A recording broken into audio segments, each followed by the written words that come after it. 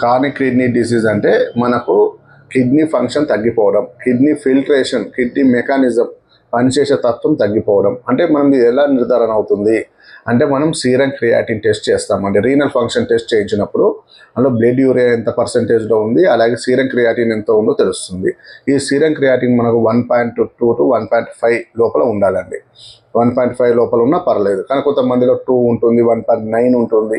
అలా కొంచెం creatine levels ఎక్కువగా ఉన్నప్పుడు మన కిడ్నీ ఫిల్టరేషన్ వరకట్టే తనం అనేది తగ్గిపోతుంది. అంటే కిడ్నీ ఏం చేస్తుంది, మన శరీరంలో ఉన్న మలినాలన్నింటినీ కిడ్నీ పూర్తిగా వరగట్టి మనం బయటకు మూత్రం ద్వారా పంపించేస్తుంటుంది. కానీ కొన్ని సందర్భాలు ఏమవుతుంది అంటే ఆ వరకట్టే తనం పనిచేయకపోవడం వల్ల ఆ మలినాలన్నీ కూడా రక్తంలో పంపిస్తుంది.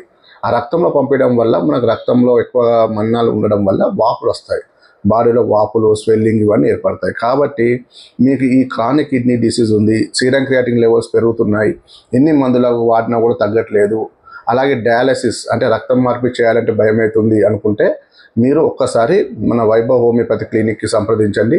మీకు క్రానిక్ కిడ్నీ డిసీజ్ని మనం మంచిగా పూర్తిగా తగ్గేలాగా మందులు ఇవ్వచ్చండి.